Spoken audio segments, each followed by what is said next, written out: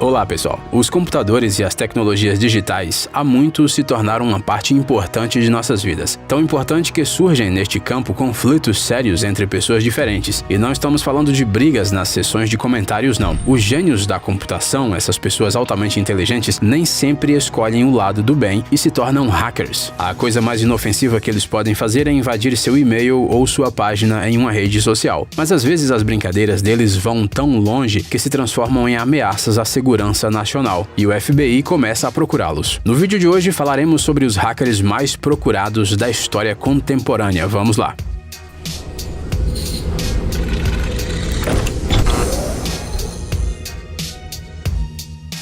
Commander X.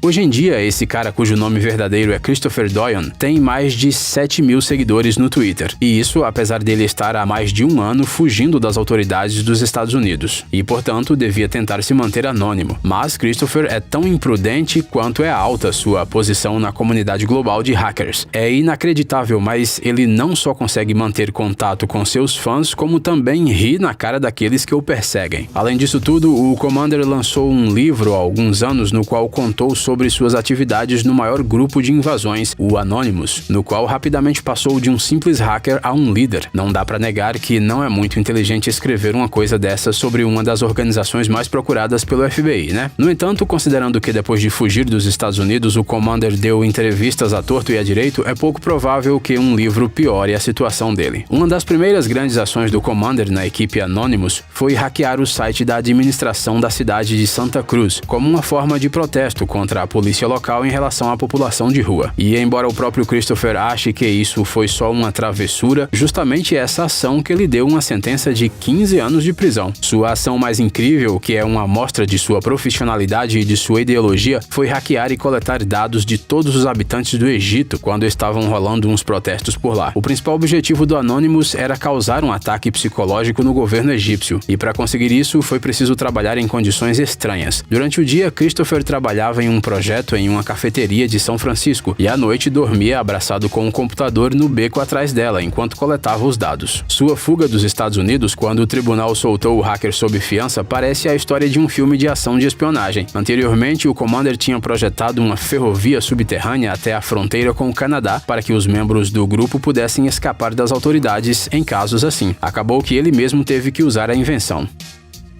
Hector Monsegur.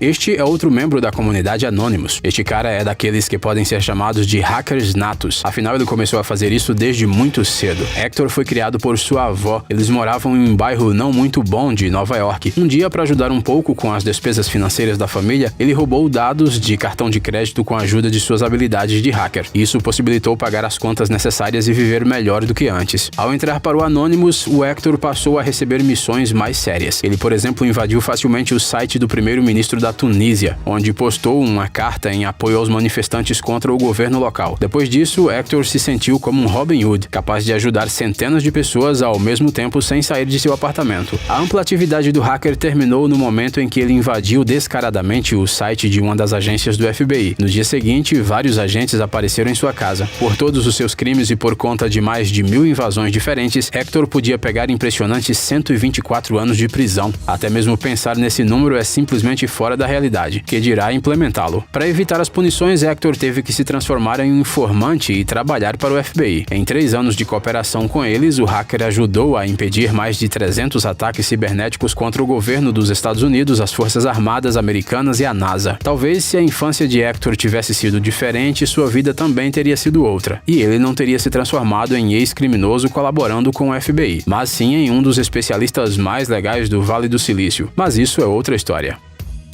Marcus Hutchins.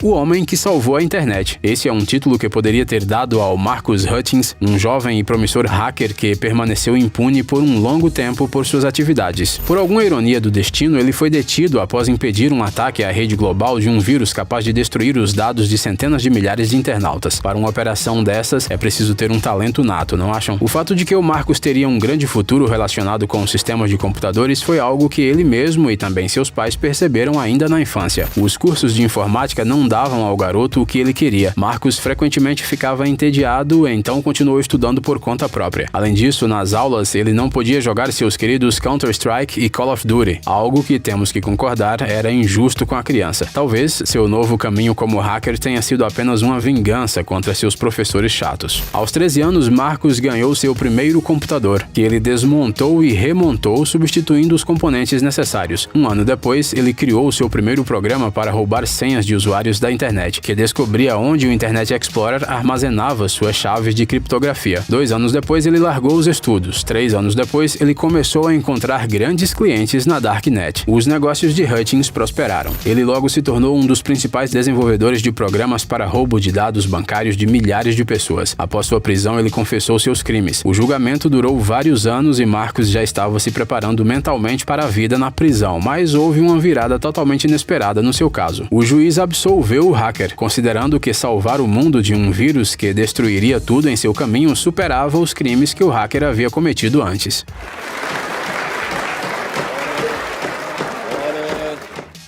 Eric Taylor.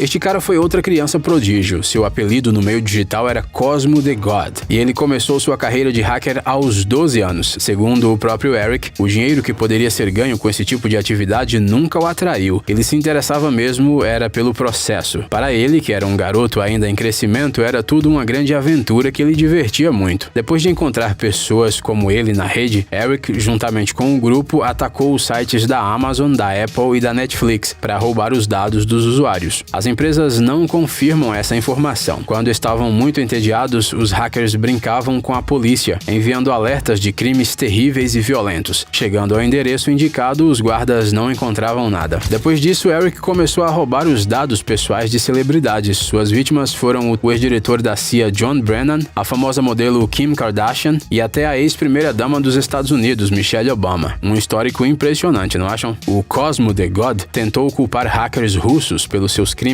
mas não deu certo. Após sua prisão, Eric mudou para o lado luminoso da força, por assim dizer, e agora trabalha como consultor para sistemas de segurança cibernética, protegendo várias empresas de ataques de hackers.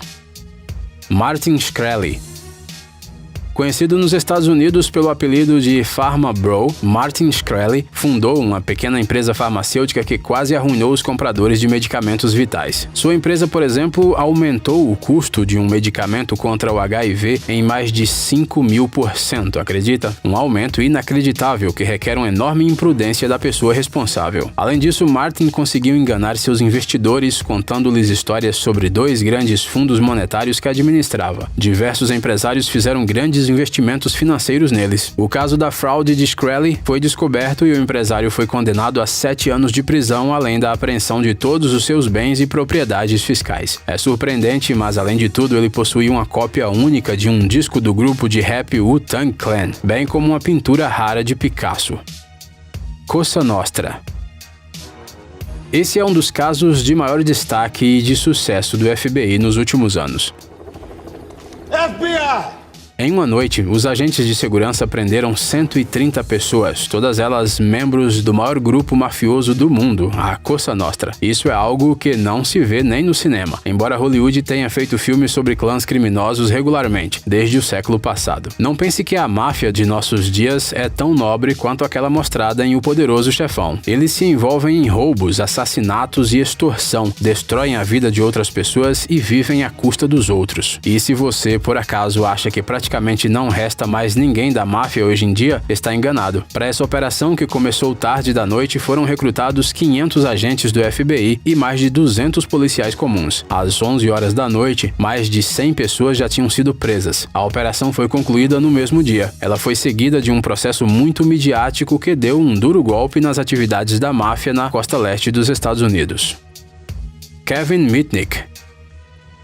Esse é um dos ex-hackers mais velhos e famosos do mundo. Na adolescência, quando a era dos computadores estava apenas começando a ganhar impulso e várias empresas estavam passando pelo processo de digitalização, Kevin constantemente atacava grandes empresas na época. IBM, Motorola e Nokia sofreram em suas mãos. Em 1985, ele já era o hacker mais procurado do mundo. A caça a ele se estendeu por vários anos. Kevin Mitnick, ao contrário de outros caras do vídeo de hoje, acabou passando algum tempo na prisão. Após ser liberado, o hacker se reeducou e decidiu fazer o bem, tornando-se um consultor particular em segurança cibernética. No entanto, esse papel não satisfez totalmente suas ambições. Portanto, hoje em dia ele é um pouco controverso. Ele registrou uma empresa que vende ferramentas de hackers para empresas do governo. Ele garante a total exclusividade e a segurança de seu produto para seus compradores cujos nomes ele não divulga. Do ponto de vista ético, é algo controverso. Por um lado, isso pode ajudar a reduzir a ameaça apresentada por vários grupos não confiáveis que põem em risco a segurança geral. Por outro lado, vai saber. Pode ser que o governo tenha entrado facilmente no seu computador para verificar os seus últimos downloads em sites piratas. Como você se sente sobre isso, só você pode dizer. E aí, cara, tá cansado de vídeos sobre animais fofinhos e histórias comoventes? É hora de mudar pra algo mais sério. Os carros mais radicais, os robôs mais legais e uns gadgets secretos. Pegue sua porção de tecnoadrenalina no canal Tech Zone. Inscreva-se agora mesmo, estamos te esperando.